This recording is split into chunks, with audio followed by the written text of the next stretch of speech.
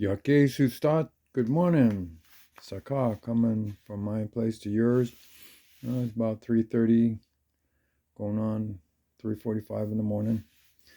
I got up, decided to come out. I've been working on hollowing out the back of this mask and getting things lightened up, and it's nice to be able to do that. I'm at that stage, and it's also don't have to concentrate as much. Just go ahead and hog out the wood. So anyways, this is a nice big knife that I've been using, a curved knife, hook knife, nice hollow ground. I made that one. Got this one from Dick Anderson, and it's not hollow ground, it's flat. Different type of style of the way he would put things together. And this is another one. And that's a little bit flat, not too much hollow ground to it, but I like the way the action is on this one on carbon. So I'm using all three of these to work on helping hollow out the back of that.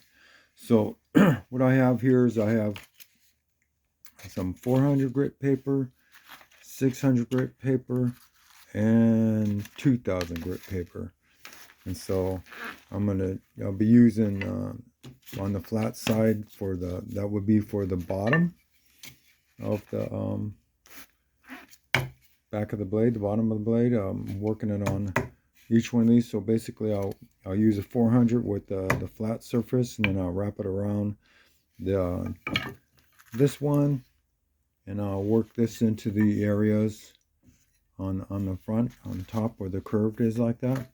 And this one's dropped there with will be for the back side. So I'm going to use I'll run the 400 on all three of these, then 600, and then this one is 2000, and then I'll polish it up with that, and then take a look at how start continuing hollowing the back of that out, because this is end grains. The end grains on these ones are just like the end grains on the front.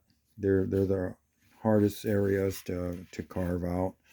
And so I ended up spraying some water in there. It's a pentacryl solution and this, and then to help soften up some of the fibers here, when I just went ahead and did that. So while I'm let that soak and whatever, while I work this and put a little bit of an edge on this, and then continue carving and see how it works, and then I'll come back and restrop it.